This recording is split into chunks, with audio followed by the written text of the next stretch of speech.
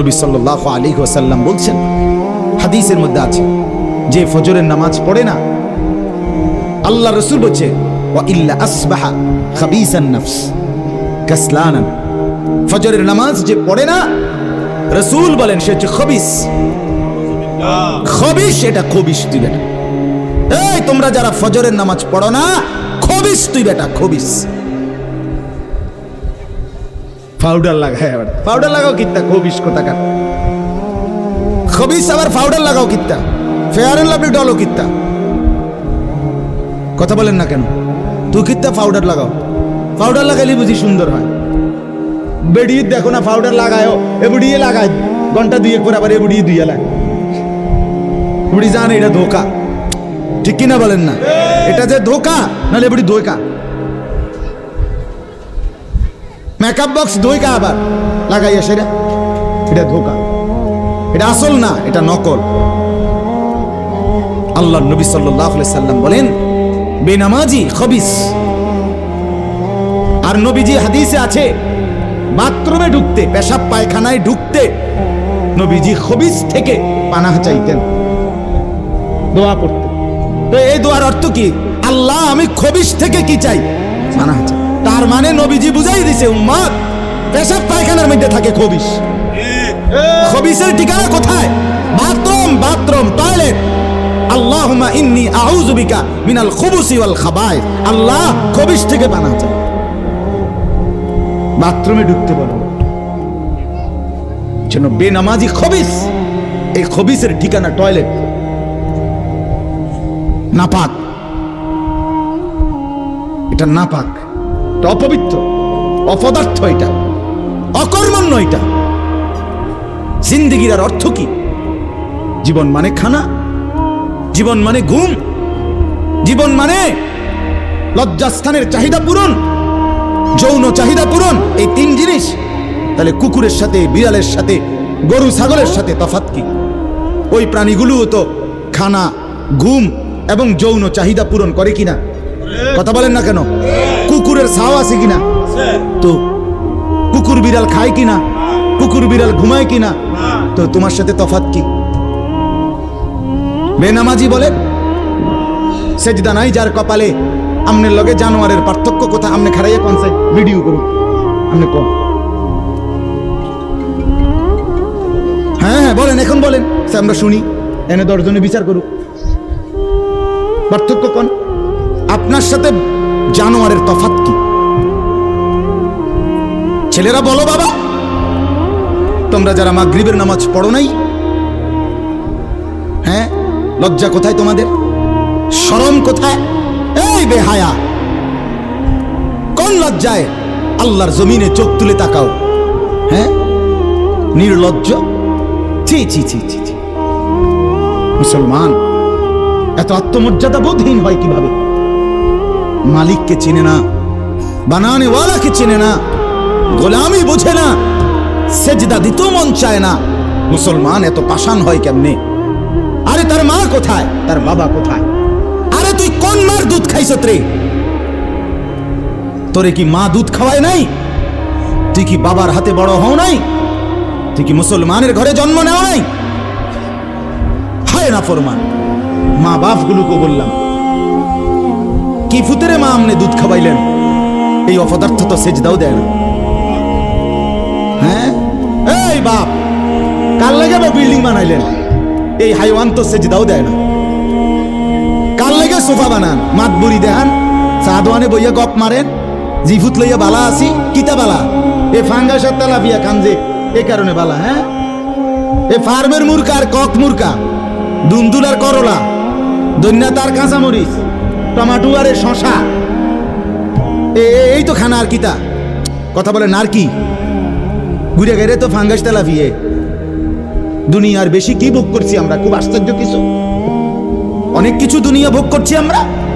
এটুকু দুনিয়া ভোগ করছেন বলে এ ফান কদ্দুর খান, বিড়ি খান, চা খান, বন খান, টেলিভিশনে মানুষের বেডির নাচ চান। আমনের বেডি তো আর নাচে না, নাচে মানুষের বেডি। কথা বলেন না? এতটুকু দেখেই দুনিয়া ভোগ করছেন বলে খুশি হয়ে গেলেন, তৃপ্ত হয়ে গেলেন, মজা পেয়ে গেলেন। আহা, আফসুসের ব্যাপার। এত লম্বা আখিরাত কেমনে পার হবেন? এত লম্বা কবরের জিন্দেগি কেমনে পার হবেন বলেন তো? নূহ আলাইহিস সালামের জামানায় যারা মারা গেছে তারা আজ কত হাজার বছর কবরে পড়ে আছে। ইব্রাহিম আলাইহিস সালামের জামানায় যারা মারা গেছে তারা আজকে কতদিন কবরে পড়ে আছে। হ্যাঁ, আবু জেহেল আজকে কত বছর কবরে পড়ে আছে? 1450 বছর, আরো বেশি, 1450 বছর ধরে পড়ে আছে কবরে। এরপরে তো হাসরের মাঠ, এরপরে তো ফুলসেরা, এরপরে তো জাহান্নাম, আর তো রইছে। তাহলে দুনিয়ায় থাকলি কতদিন, কবরে পড়ে রইলি কতদিন? আপনি বলেন। আবু জেহেল দুনিয়াতে ছিল 800 বছর, কথা কন না?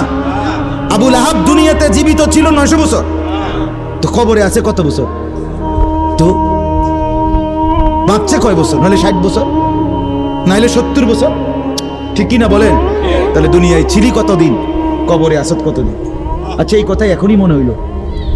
হ্যাঁ, এরপরে তো সামনেটি রয়েছেই মিয়া, এখনো তো কিয়ামত আসে নাই, এখনো তো ইসরাফিল ফু দেয় নাই।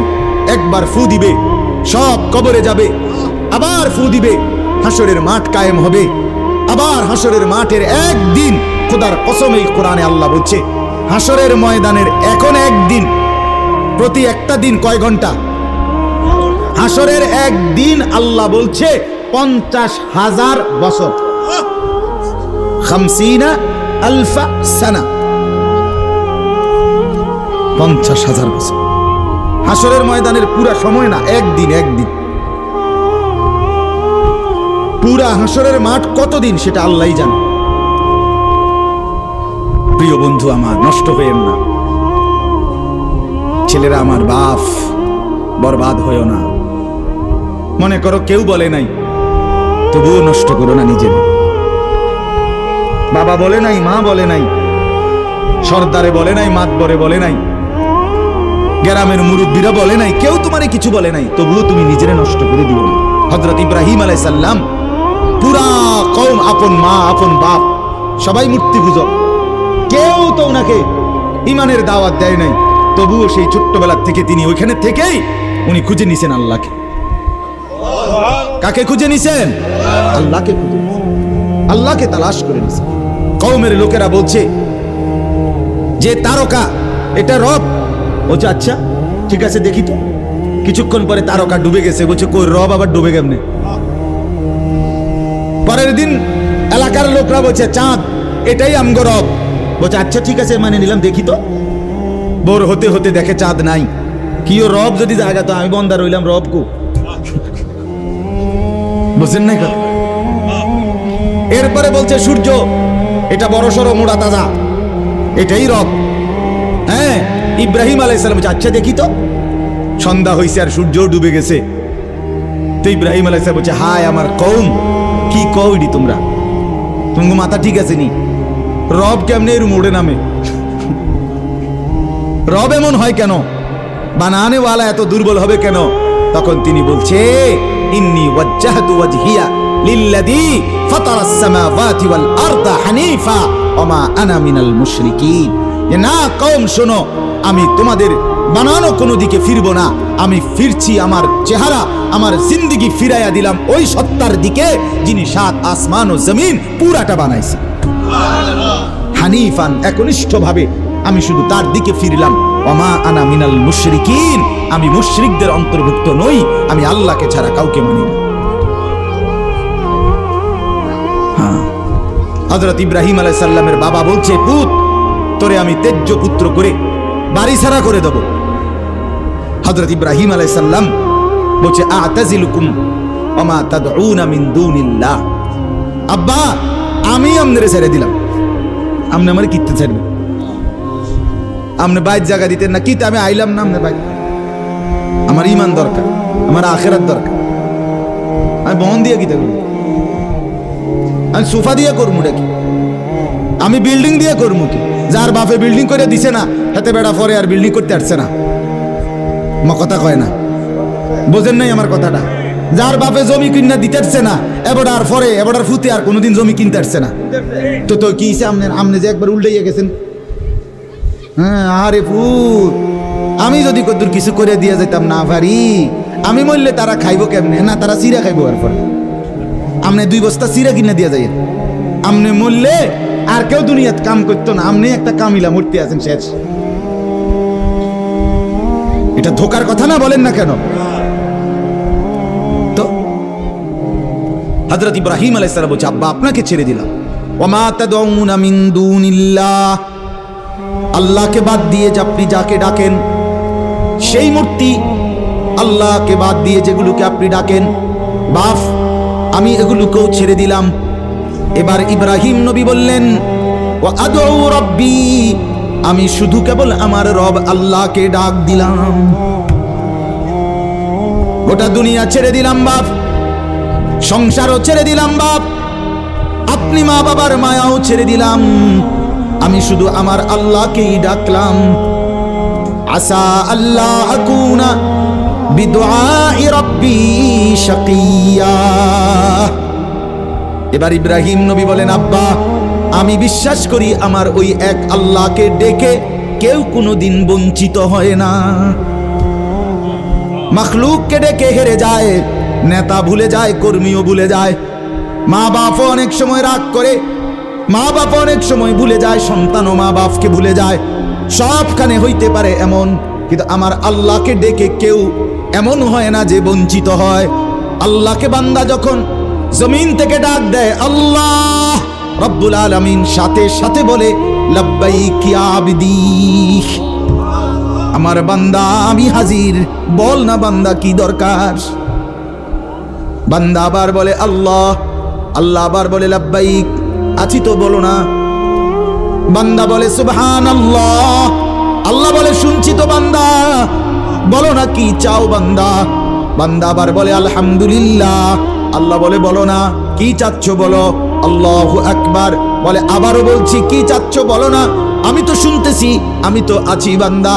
কিন্তু বান্দা যখন শুধু আল্লাহকে ডাকতে থাকে, জিকির করতে থাকে, তাসবিহ পড়তে থাকে, মনের কষ্ট দুঃখ বেদনা চাওয়া পাওয়া কিছুই বলে না, শুধু জিকির করে, শুধু জিকির করে, শুধু আল্লাহকে ডাকে, আল্লাহকে ডাকে, শেষ পর্যন্ত আল্লাহ খুশি হয়ে বলে বান্দা তুই যেহেতু আমাকে ডেকে মজা পাইছো, ঠিক আছে বান্দা তুমি আমাকে ডাকতে থাকো, আমি আল্লাহ তোমাকে দিতে থাকি। কি লাগবে আমি তো জানি, তোর বিবি অসুস্থ আমি কি জানি না, তোর ছেলে বিদেশে অসুবিধায় আছে আমি কি জানি না, কথা বলেন, তোর যে শরীরে সমস্যা আমি কি এটা জানি না, আমি তো সব জানি, কোথায় তোর কোন মুসিবত। আল্লাহর আড়ালে কি কিছু হয়, আল্লাহর গোপনে কি কিছু হয়, তাই আল্লাহর ইচ্ছা ছাড়া কি কিছু হয়। এজন্য মোবাইলের কথা বলতে গিয়ে এতগুলোর কথা লম্বা বললাম।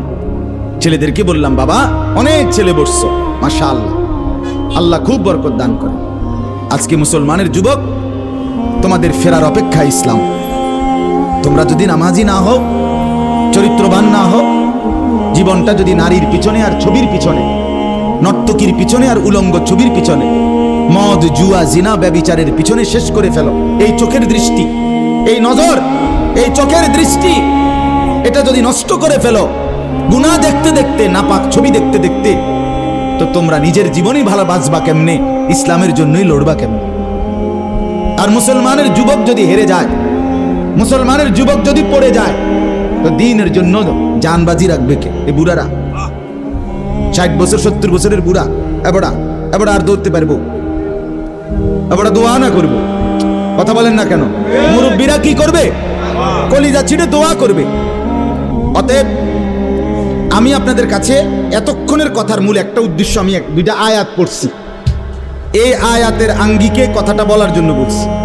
আজকে আমরা গুনার মধ্যে সবচেয়ে বেশি, বহুভাবেই আমাদের মধ্যে গুনাহ আছে, বাকি এই নজরের গুনাহ আমাদের সবচেয়ে বেশি।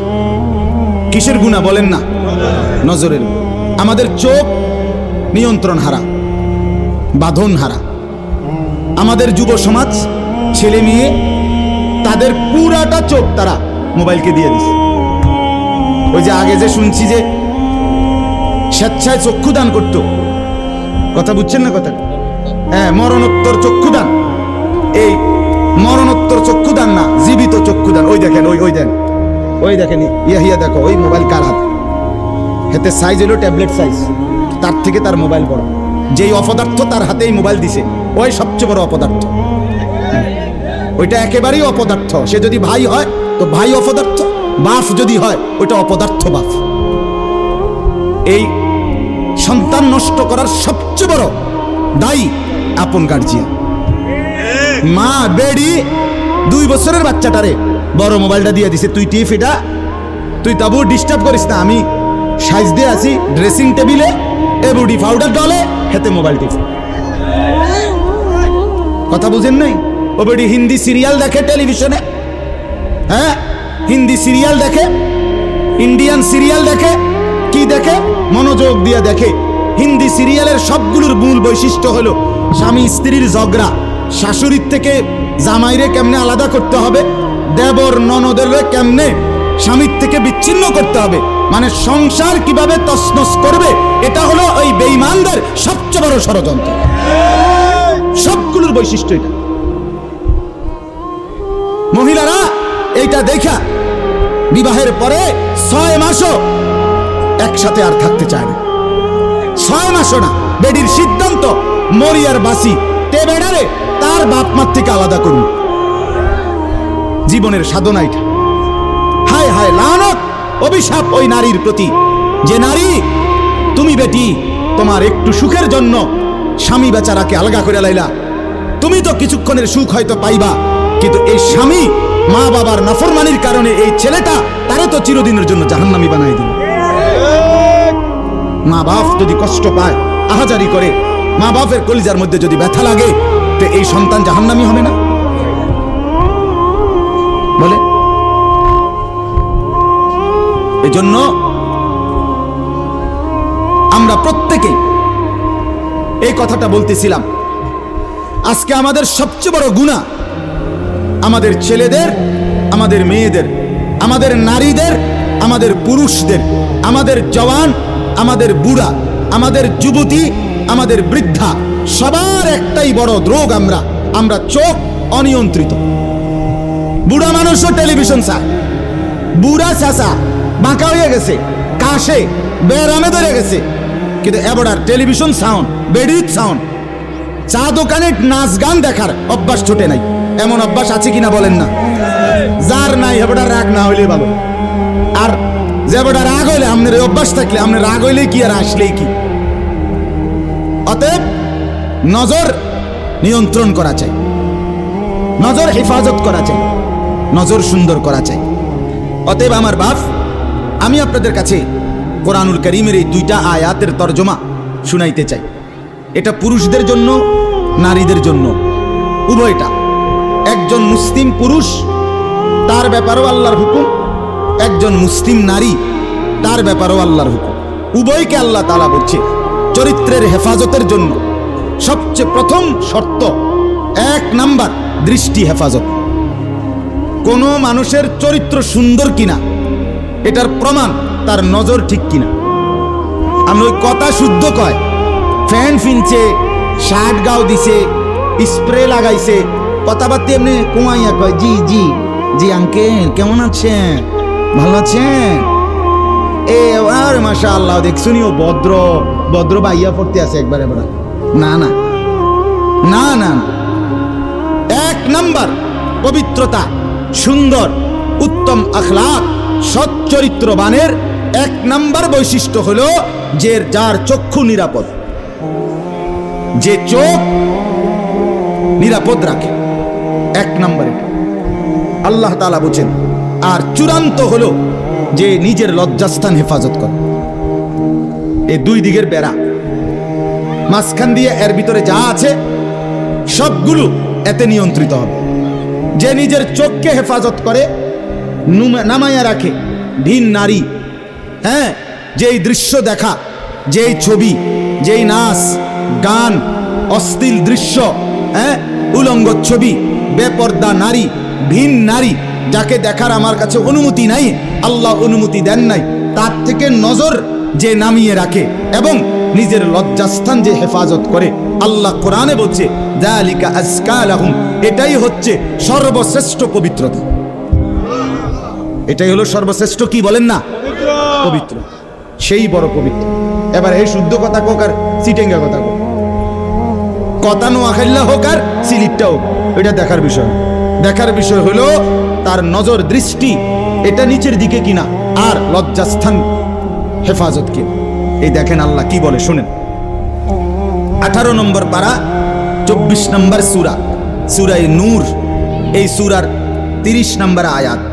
আল্লাহ তাআলা বলেন, কুল, হে নবী আপনি বলুন, লিল মুমিনিন, সমস্ত মুমিন পুরুষদেরকে, মানে এই হুকুম কার্যকর শুরু হবে যেই ছেলেটা সাবালক হইছে, যেই মেয়েটা সাবালক হইছে, ওই দিন থেকে 100 কার্যকর। কোন ছেলের উপরে যেদিন গোসল ফরজ হয়েছে, প্রথম যেদিন তার বীর্যপাত হয়েছে, সেদিন থেকেই সে সাবালক, প্রাপ্তবয়স্ক, সেদিন থেকেই সে যুবক, সেদিন থেকে ইসলাম মানা পুরাটা 100 তার উপরে ফরজে আইন। ওই দিন থেকে তার 1 মিনিট 1 সেকেন্ড হিসাবের বাহির হবে না। প্রতি সেকেন্ড নিঃশ্বাসের জন্য তাকে মৃত্যু পর্যন্ত, মানে বালেগ হওয়ার দিন থেকে মৃত্যু পর্যন্ত যে হায়াত পাইছে, যে দূর আল্লাহর কাছে হিসাব দিতে হবে তদ্দূর। রাতের হিসাব, দিনের হিসাব, হাঁটলে, বসলে, উঠলে, খাইলে, ঘুমাইলে, এমনকি নিঃশ্বাসের হিসাবও খোদার কসম আল্লাহর কাছে দিতে হবে। কোন মেয়ে যেদিন তার প্রথম মাসিক শুরু হয়েছে 13-14 বছর বয়সে, সেদিন থেকে সে প্রাপ্তবয়স্কা, সাবালিকা, সে যুবতী। অতএব সেদিন থেকে মৃত্যু পর্যন্ত তার হায়াত যতদিন পাইছে, একদিনের ভালো মন্দ, জায়েজ না জায়েজ, হালাল হারাম, বৈধ অবৈধ, সবকিছুর হিসাব সে আল্লাহর কাছে দিতে হবে। কথা বুঝলেন কিনা আপনি? হ্যাঁ, এটা জরুরি, এটা জরুরি।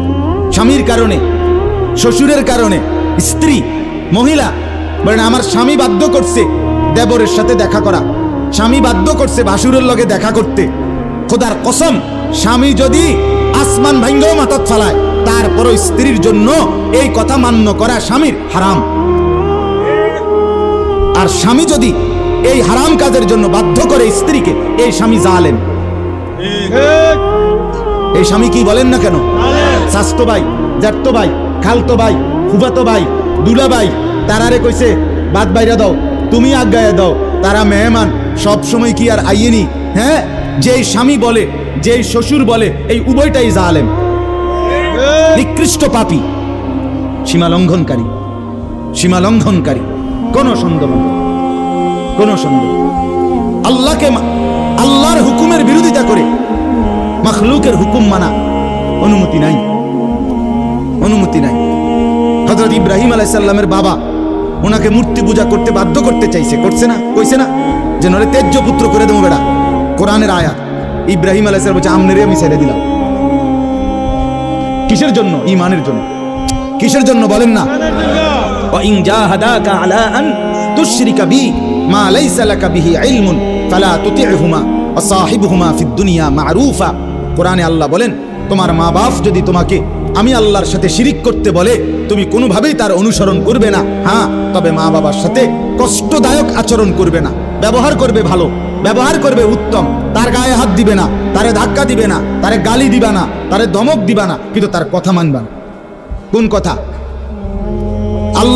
আল্লাহর নাফরমানির কথা, শিরিক, কুফর, নাজায়েজ, হারাম, হারাম। সেদিন আমার কাছে এক যুবক ভাই জিজ্ঞেস করছে এই কথা, যে তার বাবা তাকে বাধ্য করতেছে তার দোকান দেখাইয়া 5 লাখ টাকা সুদে টাকা নিয়ে দিতে। মন নাই? আমি পরিষ্কার আমরা বলছি যে অসম্ভব কথা। তোমার বাপ প্রয়োজনে তোমারে ঘর থেকে বের করে দিবে, দেও। এক তো তুমি তারে গালি দিও না, কিন্তু তুমি তার এই কথা মান্য না। এই কথা মানার অধিকার, যেটা আল্লাহ হারাম করছেন সেটা বাবার কথার কারণে হালাল। আরে বলেন না কেন? যেটা আল্লাহ হারাম করছেন সেটা স্বামীর কথার কারণে হালাল না।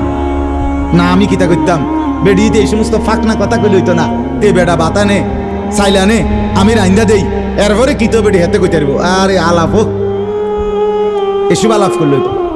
ফেরাউনের ঘরে বিবি আসিয়া ফেরাউনের মতো জালেম, কাফের, তার ঘরে নিজের ঈমান 100 ঠিক রাইখা দেখায় দিছে পৃথিবীবাসীকে যে জমিনে ফেরাউনের চাইতে বড় কাফের কে হবে।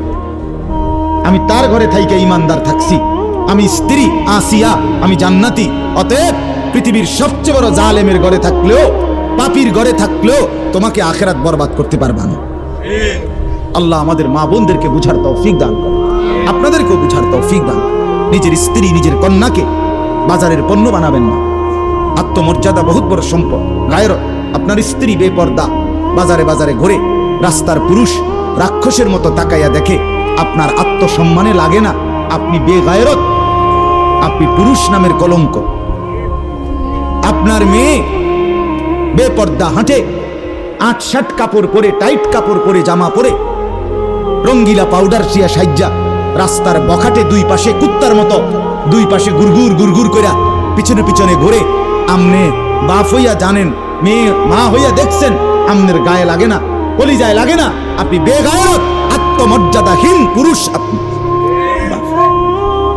আমি সেদিন নিজে দেখছি, আমার কলিজা ছিঁড়ে গেছে। আমি নিজে দেখছি ওই দেবিদ্যার রাস্তা দিয়ে আসতেছি, বাজারের মধ্যে জ্যাম।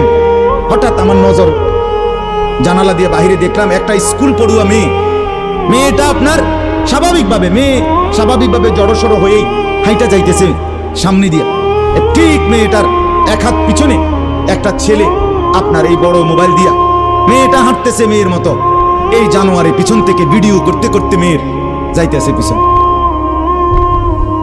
আমার মন চাইছে জানালা খুলে বলি, বোন তোর পিছনে কুত্তা লাগছে, তোর পেছনে কি লাগছে? কুত্তা লাগছে, তুই তোরে কুত্তা থেকে বাঁচা। বলেন মুসলমান এত নিকৃষ্ট হয় কিভাবে? আমরা নিজে কিতাবে পড়ছি, এই আজকেও পড়ছি ইয়াহিয়া, এই বইটা ফিলিস্তিনি বই, এটাতে লেখা আছে পৃথিবীর পশ্চিম প্রান্তে, মনে করেন পৃথিবীর এদিকে শেষ প্রান্তে যদি কোনো মুসলমান বোন নির্যাতিত হয়, খোদার কসম পৃথিবীর পূর্ব প্রান্তের শেষ মুসলমানের উপরও ফরজ ওই বোনের ইজ্জতের বদলা নেওয়া। এটা মাসালা। হ্যাঁ, কথা ছিল এই, মুসলমানের যুবক হবে মা বোনের ইজ্জতের পাহারাদার। কোথায় সেই মোহাম্মদ বিন কাসেম, 17 বৎসরের যুবক, আরব থেকে, আরব জাহান থেকে আসছে ভারতে, সিন্ধু প্রদেশে দেবল রাজার এলাকায় একজন বোনকে একজন ডাকাত, জলদস্যু, একজন পানির ডাকাত জলদস্যু তৎকালীন জামানায় একজন মুসলিম বোনের গায়ের ওড়না ধরে টান দিছিল। তখন ওই বোন চিঠি পাঠাইছিল হাজ্জাজ ইবনে ইউসুফের কাছে আরব দেশে, হাজ্জাজ তুমি বেঁচে থাকতে তোমার মুসলিম বোনের গায়ের ওড়না ধরে টান দিছে বেঈমান কাফের, তুমি এর বদলা নিবা কিনা আমি শুনতে চাই। হাজ্জাজ ইবনে ইউসুফ, আমরা কিতাবে পড়ছি, এরকম চেয়ার ছেড়ে লাফ দিয়া দাঁড়াইয়া চিৎকার দিয়ে বলছে, বোন আমার, গোটা আরবের সমস্ত মুসলমান যুবক প্রয়োজনে জান দিবে, আরবের সমস্ত যুবকের কলিজা যাবে, জান দেবে, শাহাদাত বরণ করবে প্রয়োজনে, তবু আমি তোমার এই বেইজ্জতির বদলা নেব। 3 বার সেনাবাহিনী পাঠাইছে সে, 3 বার। প্রথম 2 বার পরাজিত হয়েছে মুসলিম বাহিনী, তৃতীয়বারে নিজের একমাত্র মেয়ের জামাই মোহাম্মদ ইবনে কাসেম রাহমাতুল্লাহ আলাইহি, এই ওনারে দিয়া এরপরে এই সিন্ধু দেবল রাজাকে পরাজিত করে ওই বোনকে জেলখানা থেকে উদ্ধার করছে এবং এই হিন্দু রাজার এলাকায় কালেমার পতাকা উড়াইয়া দিছে। হ্যাঁ, সেখান থেকেই এই ভারতীয় উপমহাদেশে মুসলমানদের যাত্রা, ইসলামের সূচনা। এক বোনের ইজ্জতের জন্য ধর্ষিতা হয় নাই, কাপড় টান দিছে কেন? খলিফা মুতাসিম বিল্লাহ, এক ইহুদি খলিফা মুতাসিম বিল্লাহ, মুসলমানদের একজন খলিফার নাম উমাইয়া খলিফা। ওনার আমলে একজন মহিলা ইহুদিদের এলাকায় গেছিল, বাজারে পর্দানসীন বোরখাওয়ালা নারী। ওই ইহুদি, দুষ্ট এক ইহুদি, ওই মহিলার পিছন দিক দিয়া, বোরকার পিছনে কৌশলে পিছন দিক দিয়া গোপনে এমন এক রশি টান বাঁধছে। রশি বাঁধ দেওয়ার কারণে মহিলা যখন সামনের দিকে আগাইছে, তখন এই রশির টান লাগাতে মহিলার বোরকা উঠে গেছে উপরের দিকে সামান্য, উনি পড়ে গেছে। এই মহিলা ওই বাজারে চিৎকার দিয়া বলছে, ওয়া মুতাসিমা, কয় মুতাসিম তুমি কই? তোমার মুসলিম বোনকে বেইজ্জতি করছে। সাথে সাথে খলিফা মুতাসিম বিল্লাহ পুরা বাহিনী নিয়ে আইসা ওই ইহুদি অঞ্চল পুরা জ্বালায় ফেলছে। কথা ছিল এই বাবা, কথা ছিল এই। রক্ত আর আমাদের গায়রত আর আমাদের হারিয়ে ফেলেছি। পরের মেয়ে দেখতে দেখতে, পরের নারী দেখতে দেখতে, টেলিভিশন দেখতে দেখতে নিজের বিবি বাচ্চারও লাগাই দিছেন। নিজের ঘরে টেলিভিশন চাইতো, নিজেও বইয়া বইয়া সাদো আনে বেডি চান, টেলিভিশন চান। ফুতেও সারা রাত সারা দিন সমবয়সী ফুলানের লগে হাইটটা মোবাইলে ছবি চায়। তো সমাজ গড়বে কে? পরিবার নিরাপদ থাকবে কেমনে? কথা বলেন না কেন? বুড়ারাও সাদো আনে, বেডি তো ঘরের টেলিভিশনে, ফুলাফাইনে মোবাইলের আড্ডায়। তো মানুষ চরিত্রবান হবে কিভাবে? কমপক্ষে মুরব্বিগত লজ্জাবোধ থাকা উচিত। আমার মাথাতে ধরে না, মানে দাড়িওয়ালা 60 বছরের বুড়া বেড়া কেমনে বেড়িয়ে চায় সাদো আনে বই? আমার একারে বহুদিন ভাই, আমি এটা অনেকদিন চিন্তা করে চাইছি, এটার কারণটা কি? আরে এরকম বুড়া বেড়া কি লেগে বেড়িয়ে চাই? আমনের কি জীবনটা আজ এতটা বছর পরেও এখনো আমনের আখেরাতের কথা মনে পড়ে নাই? আরে কি ডাকাই তো আমনে মরতেন না?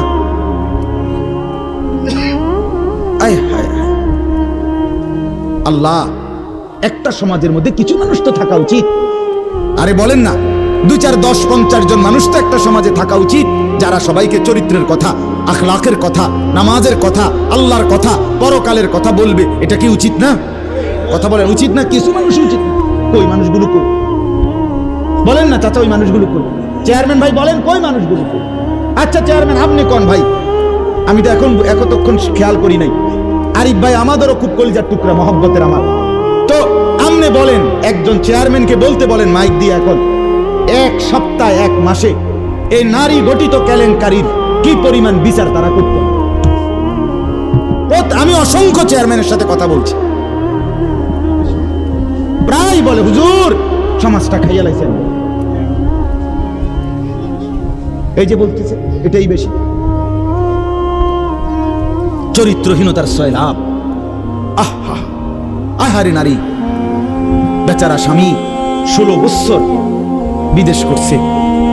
হায় রে, কলজা ফাটা তার কষ্ট। কি পরিমাণ রোদ্রে টাকা রোজগার করছে, কয়টা টাকা। আমি তো সৌদি আরবে যে কয়বার আল্লাহ নেওয়ার তৌফিক দিছে, হজ উমরায় গেছি অন্য কোনো কারণে না, প্রতিবারই দেখছি বাফ। আহারে, প্রবাসীদের কষ্ট কাকে বলে? প্রখর রোদ। এই শুধু তর্জমাটা শুনেন, 5 মিনিটে শেষ হয়ে যাবে তর্জমা। আল্লাহ তাআলা বলেন, কুল্লিল মুমিনিনা, হে নবী আপনি মুমিন পুরুষদেরকে বলেন। তাহলে পুরুষ বলতে কি বুঝাইছে বুঝছেন তো এটা নাকি? যেদিন থেকে সাবালক, আর মহিলা যেদিন থেকে তার মাসিক শুরু হয় প্রথম, সেদিন থেকে নারী।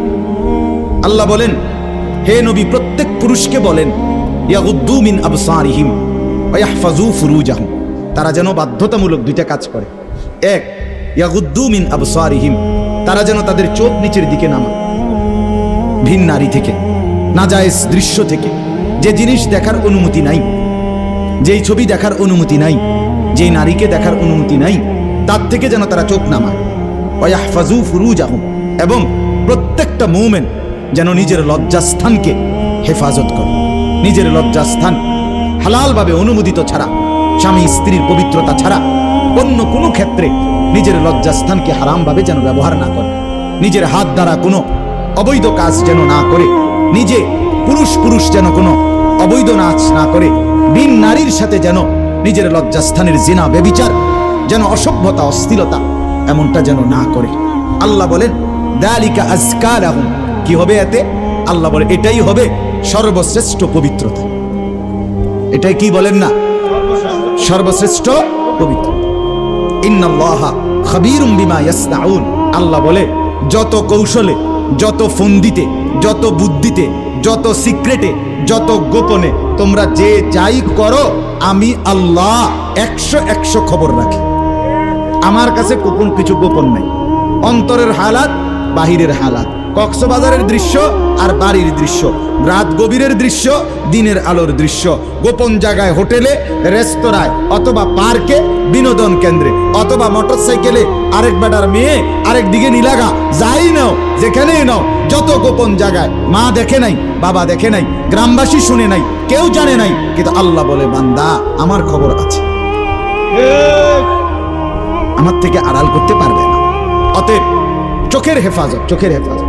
বুড়া মানুষ আপনাদেরকে মৃত্যু পর্যন্ত, 90 বছরের বুড়া, আমার বুড়ো হয়ে গেছি, বয়স হয়ে গেছে না, মানুষের শরীর আড্ডি মাড্ডি বয়স হয়, শাহওয়াত, শাহওয়াত যেটাকে বলে কামনা বাসনা, এটা কখনোই বুড়ো হয় না, বুড়ো হয় না। হ্যাঁ হ্যাঁ, সোজা কথা, আমি খোলামেলা বললাম, শাহওয়াত কি হয় না, বুড়ো হয় না। এজন্য বালেগ থেকে বৃদ্ধ পর্যন্ত সবাই এই হুকুম। 2 নাম্বার আল্লাহ বলেন 31 নম্বর আয়াত, অকুল্লিল মুমিনাতি ইয়াগুদুদনা মিন আবসারিহিন্না ওয়া ইয়াহফাজনা ফুরুজাহুন্না। হে নবী, আলাদাভাবে আপনি মুমিন মহিলাদেরকেও বলেন, নারীদেরকেও বলেন, তারাও যেন এই 2টা কাজ করে। কি? চোখ নামিয়ে রাখে, চোখ নামিয়ে রাখে। কোন নারী যেন রাস্তার পুরুষ, ভিন পুরুষ, যাদেরকে দেখার অনুমতি নাই, এই যে দেবর, এই যে ভাসুর, চাচাতো ভাই, মামাতো ভাই, ফুফাতো ভাই, খালাতো ভাই, দুলা ভাই, এরকম মানুষগুলো যাদেরকে দেখার অনুমতি নাই, রাস্তার পুরুষ যাদেরকে দেখার, চোখ ফেলার অনুমতি নাই, তাদের থেকে যেন চোখ নামিয়ে রাখে। ওয়া ইয়াহফাজনা ফুরুজাহুন্না। আল্লাহ বলে প্রত্যেক নারীকে বলেন, হে নবী, তারাও যেন তাদের লজ্জাস্থানের হেফাজত করে। এক নারীর সতীত্ব, তার ইজ্জত, তার সম্ভ্রম, এটাই তার জীবনের সবচেয়ে বড় সম্পদ। যে নারী সতীত্ব হারা, যে মেয়ে ইজ্জত হারা, তার জীবনে আর 2 পয়সার কোনো মূল্য নাই।